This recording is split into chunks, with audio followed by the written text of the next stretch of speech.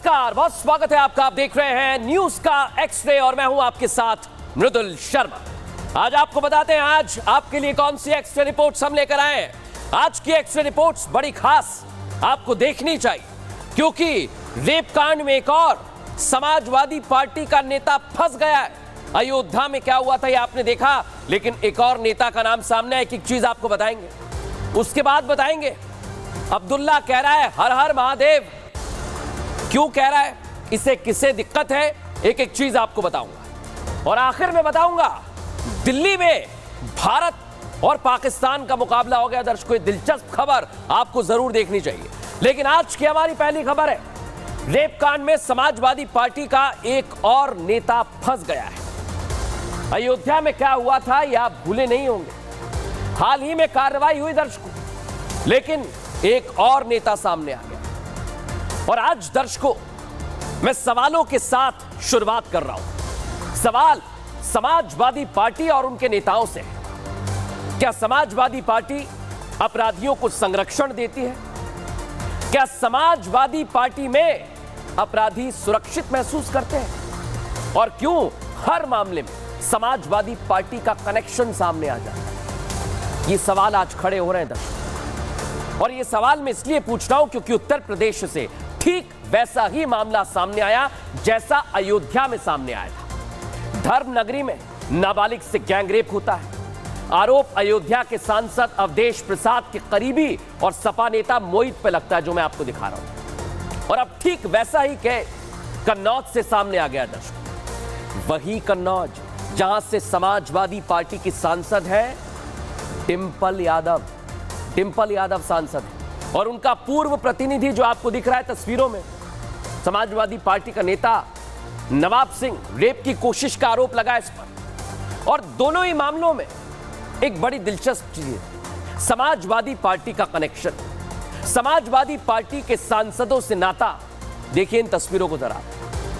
अब सवाल ये, क्या यही समाजवादी पार्टी का असली चेहरा है दर्शकों? क्योंकि पहले नाम सामने आया मोहित का और अब नाम सामने आ गया है नवाब का। लेकिन क्या है पूरा मामला, पहले रिपोर्ट में समझिए।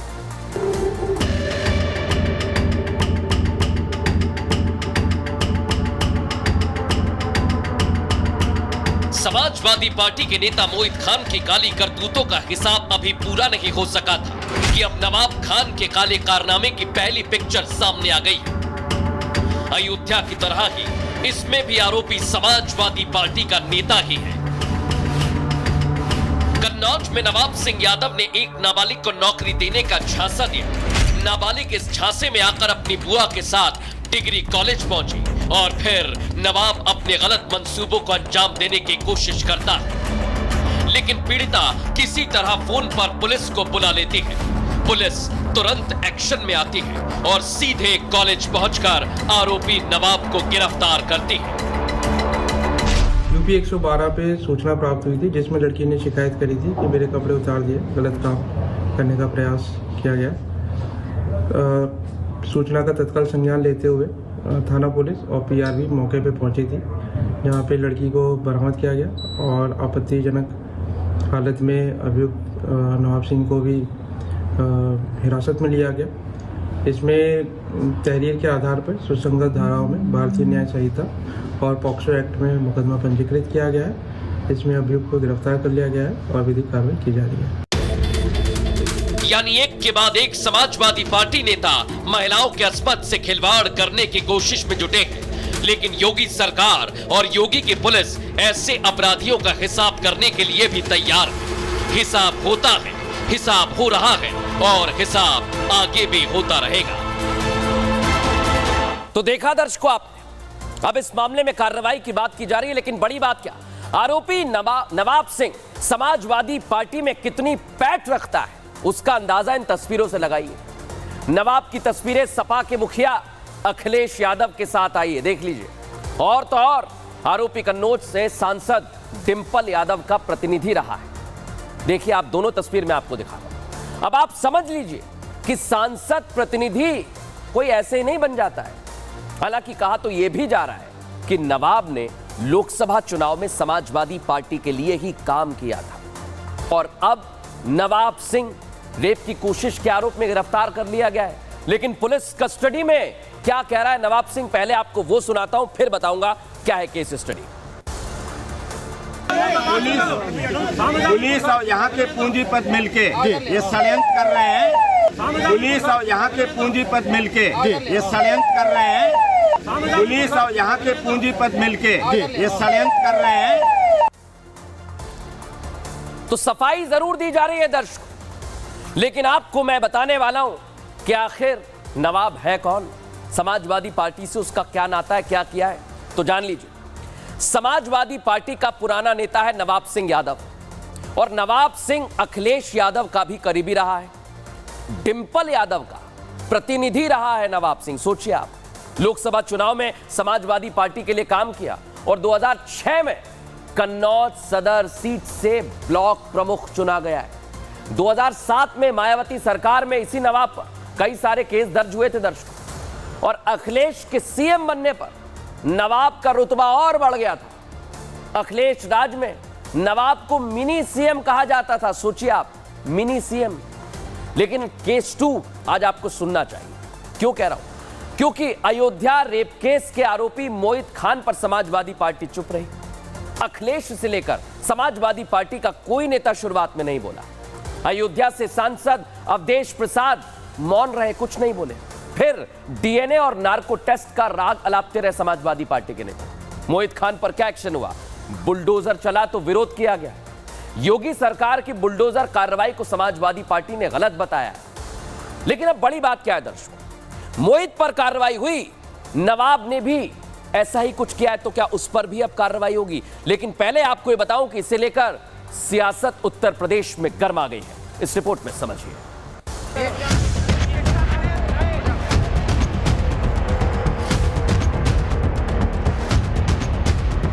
महिला संबंधी अपराध से जुड़े हुए ज्यादातर मामलों में समाजवादी पार्टी से डायरेक्ट या इनडायरेक्ट जुड़े हुए लोग उसमें इन्वॉल्व पाए जाते हैं। उत्तर प्रदेश के मुखिया जो कहते हैं वही साबित होता है। पहले भी सीएम योगी ने समाजवादी पार्टी को महिला विरोधी बताया था। विधानसभा में महिलाओं के साथ हो रहे अपराधों की लिस्ट खोल कर रख दी थी, और अब तो जो कन्नौज में हुआ है उसने सीएम योगी की एक एक बात पर मुहर लगा दी है। कन्नौज में सपा नेता की काली करतूत सामने आई तो बीजेपी नेताओं ने आड़े हाथों लिया।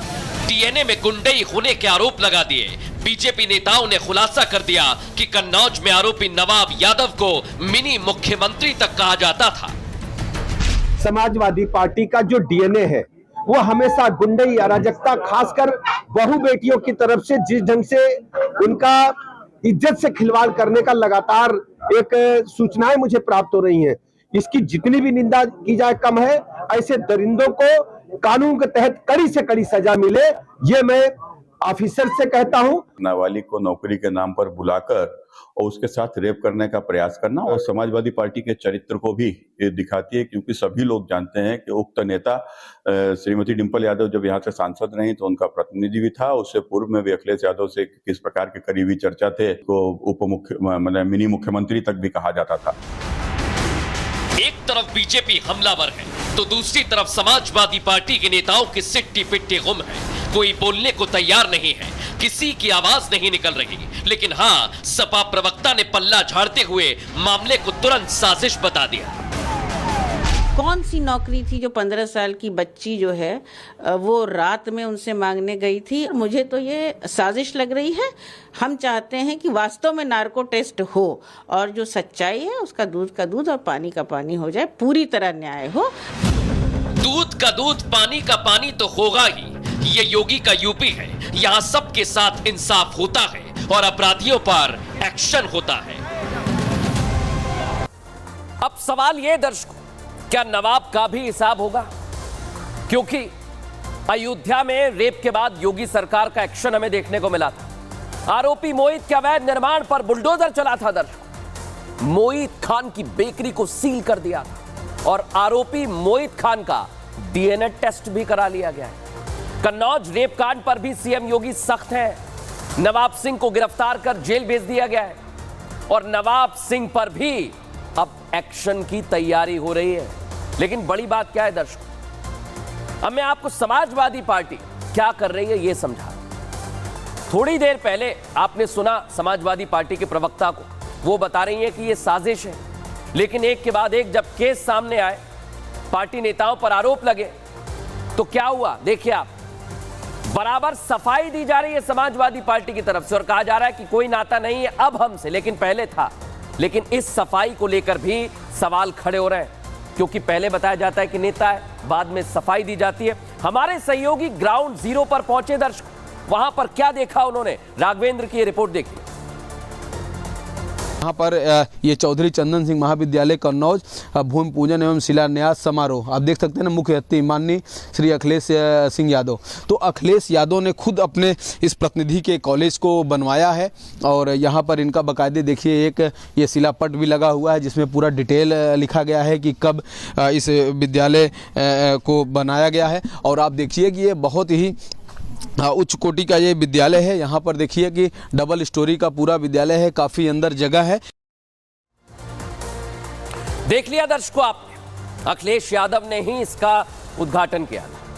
लेकिन एक के बाद एक जो केस सामने आ रहे हैं, समाजवादी पार्टी के नेताओं पर गंभीर आरोप लग रहे हैं, पहले मोइद और अब नवाब। लेकिन अखिलेश यादव के मुंह से आरोपियों के खिलाफ कोई शब्द नहीं निकला है। क्यों वो चुप्पी साधे हुए हैं, क्यों वो मौन धारण किए हुए हैं, क्या वजह है, ये आप सोच रहे होंगे दर्शक। मैं आपको बता रहा हूं, उसके पीछे की वजह है उपचुनाव, जो उत्तर प्रदेश की 10 विधानसभा सीटों पर होने वाला है। और जिन 10 सीटों पर वोट डाले जाएंगे, उनमें से 5 सीटें 2022 में समाजवादी पार्टी ने जीती। और उन सीटों पर मुस्लिम और यादव वोटर्स काफी मायने रखते हैं। और यही वजह है अखिलेश एंड पार्टी इस पर चुप्पी साधे हुए, क्योंकि अगर वो कुछ बोलेंगे तो वोटर पार्टी से बिखर जाएगा। और अखिलेश बिल्कुल उन्हें नाराज नहीं करना चाहते हैं। इसलिए मैं कह रहा हूं दर्शक कि कितने भी मामले सामने आ जाए, समाजवादी पार्टी कुछ नहीं बोलेगी, क्योंकि कारण है उपचुनाव। देखिए रिपोर्ट हमारी।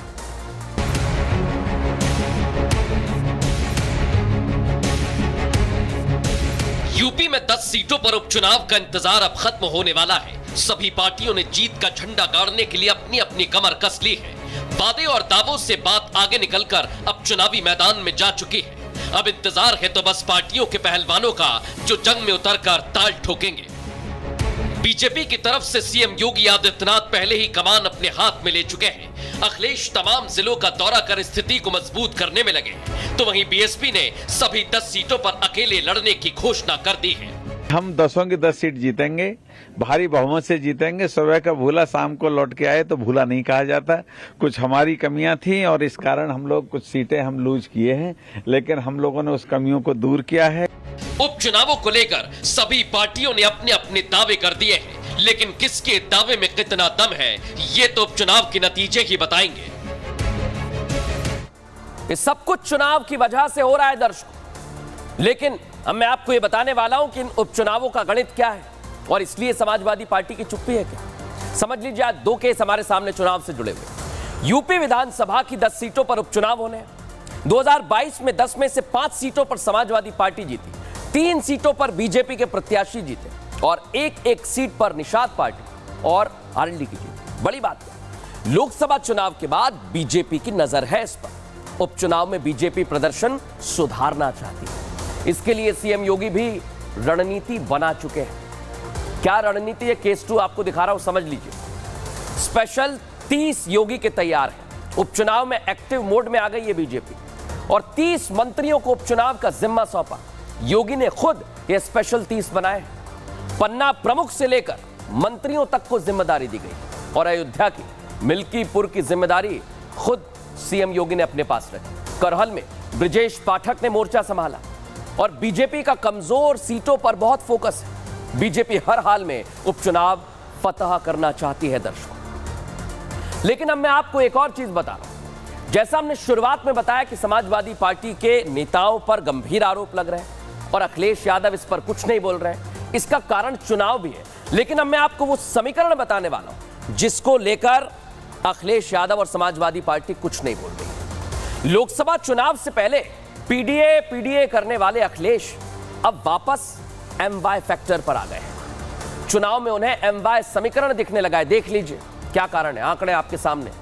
क्योंकि उपचुनाव में ज्यादा से ज्यादा सीटें जीतना चाहते हैं। सूत्रों के हवाले से खबर है कि उपचुनाव के लिए अखिलेश यादव मुस्लिम और यादव उम्मीदवारों पर दाव लगाएंगे, क्योंकि इतने वोटर्स हैं अलग अलग सीट पर। जिन सीटों पर चुनाव होना है वहां मुस्लिम और यादव वोटर्स की तादाद अच्छी संख्या में है, लाखों में है, कई हजारों में। इसलिए अखिलेश यादव और समाजवादी पार्टी इस मसले को लेकर कुछ भी नहीं बोल रही है। लेकिन अब मैं आपको बताऊंगा कि इस पूरे मसले को लेकर कन्नौज से ही पूर्व सांसद सुब्रत पाठक निशाना साध रहे हैं। सुनिए जरा क्या कह रहे हैं। अगर समाजवादी पार्टी ये कह रही है कि इससे कोई लेना देना नहीं है तो समाजवादी पार्टी का और घृणित चेहरा है। क्योंकि अयोध्या में तो समाजवादी पार्टी जो 2012 में समाजवादी पार्टी में एक व्यक्ति आता है और समाजवादी पार्टी का नगर अध्यक्ष बन जाता है, उसके बाद वो रेप की घटना में उसका नाम सामने आता है और उसके बाद उसके बचाव में अखिलेश यादव जी सामने आते हैं। वो कहते हैं कि डीएनए की जांच की मांग करते हैं, उसको पार्टी से भी नहीं निकालते हैं। क्यों? क्योंकि वह मुसलमान है। तो देख लिया आप, इसी वजह से कार्रवाई नहीं की जा रही है दर्शकों। बहरहाल हमारी खबरों में एक और खबर है जो आपको देखनी चाहिए, जहां अब्दुल्ला हर हर महादेव बोल रहा है दर्शकों, और इस वजह से कई कट्टरपंथी अब्दुल्ला को घेर रहे हैं, उसको निशाने पर ले रहे हैं। लेकिन आखिर हुआ क्या, यह आपको मैं समझाने वाला हूं, ध्यान से सुनिए। क्योंकि भारत सर्वधर्म संभाव वाला देश है, जहां हर धर्म का सम्मान किया जाए। लेकिन समाज में कुछ ऐसे लोग हैं जो भाईचारे में नफरत का जहर घोलने की कोशिश करते हैं। कट्टरपंथी एकता वाले हमारे देश को खंड खंड करने की बात करते हैं। हापुड़ में कुछ ऐसा ही हुआ है। एक मजहब को मानने वाला जब दूसरे धर्म की बात करता है, जो मैं आपको दिखा रहा हूं, तो धर्म के ठेकेदार खड़े हो जाते हैं। हापुड़ में भी यही हुआ है। कावड़ यात्रा का स्वागत एक मुस्लिम युवक ने किया और भगवान शिव का जयकारा लगाया। पहले आपको सुनवाता हूं किस तरह से जयकारा लगाया, सुनिए जरा। शंकर भगवान के बोल, शंकर भगवान के बम बम बोल, शंकर भगवान के बोल। तो शंकर भगवान की जय जैसे ही अब्दुल ने बोली, उसके बाद उसके पीछे कट्टरपंथी पड़ गए। देखिए जरा हमारी रिपोर्ट। बोल शंकर भगवान के। पूरे देश में कावड़ यात्रा निकाली जा रही है। कावड़ यात्रा में शामिल भोले के भक्तों का स्वागत किया जाता है। ऐसा ही कुछ हापुड़ में भी किया गया। बस फर्क इतना था कि स्वागत में मुस्लिम समुदाय के लोग भी शामिल थे और उन्हीं में से एक अब्दुल्ला नाम के शख्स ने बम बम भोले का नारा बुलंद कर दिया। शंकर भगवान के बोल, शंकर भगवान के बम बम। बस फिर क्या था, यही बात कुछ कट्टरपंथियों को बुरी लग गई कि आखिर कैसे कोई मुस्लिम हिंदू त्योहारों में शामिल हो सकता है। इन धर्म के ठेकेदारों को बात इतनी नागवार गुजरी कि अब्दुल्ला को जान से मारने की धमकियां मिलने लगी और तो और गांव से निकलने का दबाव बनाया जा रहा है। डरा सहमा अब्दुल्ला पुलिस की शरण में पहुंचा। अब्दुल्ला का आरोप है कि वीडियो वायरल होने के बाद गांव समेत आसपास के रहने वाले लोगों ने उसके घर पर पथराव किया और उसे अब धमकियां दी जा रही हैं। देख लिया दर्शकों आपने, लेकिन अब मैं आपको बताने वाला हूं कि अब्दुल्ला इस मसले को लेकर क्या कह रहा है। फिर बताऊंगा कि उसे कैसे धमकी दी जा रही है। सुनिए जरा अब्दुल्ला क्या कह रहा है। पिछले कई वर्षों से जो है, जो ये कांवड़ यात्री होते हैं भोले, हम इनका जो है स्वागत करते आए हैं, फूल वर्षा करते आए हैं। भाई ये देश जो है हिंदू मुस्लिम सिख ईसाइयों का देश है। 30 तारीख को जो है फूल वर्षा कांवड़ियों पे की, वहाँ पे जो है हमने माहौल को देखते हुए बोल शंकर भगवान की जय के नारे लगा दिए। इसी दौरान बस लोगों ने वीडियो वायरल करने के साथ साथ मेरे ग्राम वासियों ने मेरा फोटो निकाल करके उसमें मेरा मोबाइल नंबर और के आपकी बीवी आपकी निकाह से निकल गई, और जो है इसी तरह से फोटो पे कट लगा करके दीवारों पर मस्जिद के गेटों पर चिपकाने का काम किया। मेरे घर के अंदर पथराव किया। मुझे अगर घर से बाहर निकलता हूं तो मुझे जान से मारने की धमकी, जिंदा जला करके मारने की धमकी। के गांव में नहर चल रही है, जिंदा जला के इसमें फेंक देंगे, पता भी नहीं चलेगा। मैं परेशान होकर के शासन से गुहार लगाई। तो देखा, कहीं पत्थर मारे, कहीं जिंदा जलाने तक की धमकी दे दी। लेकिन ये धमकियां अब्दुल्ला को क्यों दी जा रही है दर्शकों? सवाल ये खड़ा होता है, बता रहा हूं आपको, सुन लीजिए। हापुड़ में कावड़ यात्रा के दौरान अब्दुल्ला स्वागत में शामिल हुआ। भोले के भक्तों के लिए खाने पीने की व्यवस्था की। भक्तों के साथ भगवान भोले का जयकारा लगाया। बम बम भोले का नारा लगाते हुए अब्दुल्ला का वीडियो साजिशन वायरल किया गया और फिर धमकियां दी जाने लगी। अब्दुल्ला को जान से मारने की धमकी दी जा रही है और कहा जा रहा है कि आप गांव छोड़ दीजिए, इस तरह की धमकी दी जा रही है। लेकिन ये नफरती गैंग वाले कौन है, बता रहा हूं आपको। इन्होंने पहले भी इस तरह की धमकी दी है। बाबरी के पक्षकार इकबाल अंसारी को धमकी दी गई थी। पीएम मोदी और सीएम योगी की तारीफ पर धमकी दी गई थी, वहां पर भी एक्टिव थे नफरती गैंग। मिर्जापुर में सीएम योगी की तारीफ करना एक युवक को महंगा पड़ गया था। मुस्लिम युवक के कार से धक्का देने तक की खबरें आई थी और उसकी मौत हो गई। रामपुर में राम मंदिर को लेकर मुस्लिम युवक ने दिए जलाए तो दिए जलाने पर मुस्लिम युवक को धमकियां दी गई। यानी जब कोई मुस्लिम हिंदू त्योहारों में शामिल होता है तो कट्टरपंथी गैंग वाले सामने आ जाते हैं। इस मामले को लेकर पुलिस भी एक्शन ले रही है। सुनिए जरा पुलिस के अधिकारी क्या कह रहे हैं। कारी अब्दुल्ला नामक एक व्यक्ति के द्वारा कांवड़ियों पर पुष्प वर्षा की गई थी, जिसके बाद उनके द्वारा बताया गया कि इस वीडियो को सोशल मीडिया पर वायरल करके और इस प्रकार की द्वेषपूर्ण बातें उस पर लिखी जा रही है, द्वेष भावना फैलाई जा रही है। ऐसे व्यक्तियों के विरुद्ध थाना सिंबावली पर इनके द्वारा दी गई तहरीर पर अभियोग पंजीकृत किया गया है। इसमें से एक व्यक्ति को हिरासत में भी लिया गया है। इसमें विवेचना की जा रही है। विवेचना के क्रम में आगे वैधानिक कार्रवाई की जाएगी। तो हापुड़ के इस मामले को लेकर पुलिस जांच कर रही है। लेकिन आज की एक और खबर मैं आपको बताने वाला हूं जो आपको देखना चाहिए, देखे बिना कहीं मत जाइएगा, क्योंकि दिल्ली में भारत और पाकिस्तान का मुकाबला हो गया दर्शकों। और अगर आप अभी भी सोच रहे हैं कि ये कोई क्रिकेट मैच है या हॉकी का मैच है तो बिल्कुल गलत है। मैं आपको बता रहा हूं हुआ। आपने कई बार बड़े बड़े स्टेडियम में भारत पाकिस्तान का मैच तो देखा ही होगा, मैच में भारत की जीत देखी ही होगी। लेकिन दिल्ली में चल रही एक छोटी सी कैब में, यही वो कैब है जहां ऐसा मैच हुआ जिसने पाकिस्तानी कपल को आउट कर दिया। वो भी ऐसा वैसा आउट नहीं किया, सीधे गेट आउट कर दिया दर्शकों, सीधे गेट आउट कर दिया। लेकिन बड़ी बात क्या है दर्शकों, आपको यह भी बता देता हूं कि आखिर इस कैब के अंदर हुआ क्या जो ऐसा घटनाक्रम सामने आया। दरअसल दिल्ली में देर रात एक कैब में बैठे पाकिस्तानी कपल ने भारत विरोधी टिप्पणी कर दी, जिसके बाद ड्राइवर को वो बातें नागवार गुजरी, गुस्से में आ गया। कुछ देर तक कैब के अंदर ही नोकझोंक होती रही और इसके बाद इतनी बिगड़ जाती है बात कि कैब ड्राइवर पाकिस्तानी कपल को बीच सड़क पर उतार देता है और इस घटना का पूरा वीडियो सोशल मीडिया पर सामने आया। पहले आपको बताता हूं कैब के अंदर क्या हुआ है। कोई कह रहा है, मैं भी बगल में या कुछ भी नहीं है। आप ऐसे कैसे कह सकते हैं कि आप दिल्ली के अंदर लोग शरीफ नहीं है? मैंने ये नहीं कहा है। मैं आपको सॉरी, मैंने आपको बोला था। लेकिन एक चीज, अब मैं उस टाइम मैंने आपको सुना कि आपने बोला कि दिल्ली में रहते, दिल्ली में कोई शरीफ नहीं है। तो आप अपने वर्ड्स को थोड़ा कंट्रोल करेंगे तो ज्यादा बेटर है। उन्होंने बिल्कुल भी ये नहीं कहा था। उन्होंने ये कहा था कि देखिए, मैं अननेसेसरी किसी आपको जो सुनना है सर आप वही सुनेंगे। मैं आपको, आपसे कोई कह रहा है, मैं भी बगल में ही बैठी हूँ। वो ये कह रहे थे कि यहाँ के लोग बहुत वो मतलब परस्त तो है ही उसमें। ये पाकिस्तानी वो थोड़ी वो चीज है जैसे बॉम्बे के लोग कहते दिल्ली का मतलब है, तब कोई दिक्कत नहीं है। आपके ब्राह्मण और हिंदू होने से मुझे क्या फर्क है? वो मुझे बता ही क्यों रहे?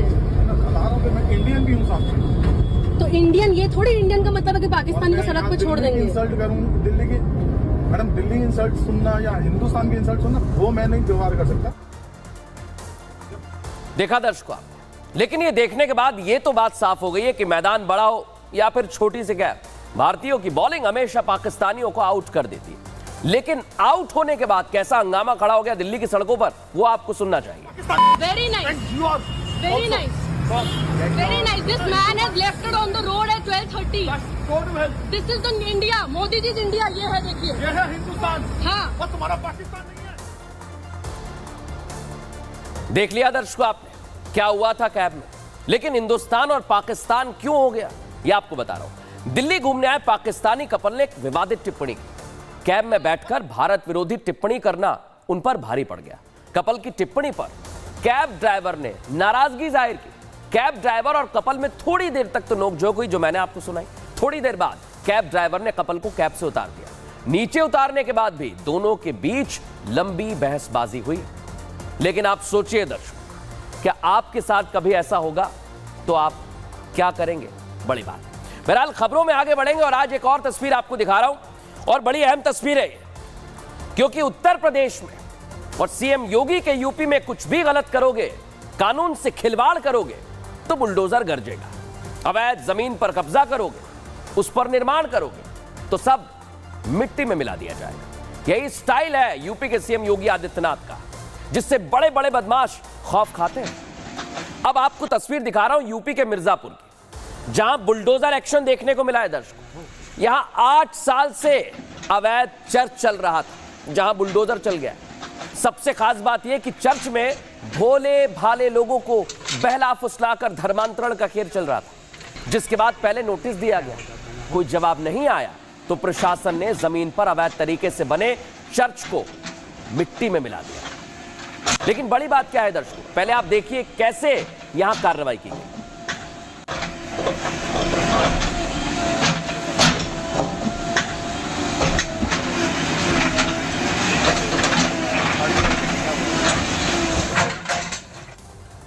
देखा दर्शकों आपने कैसे कार्रवाई की गई।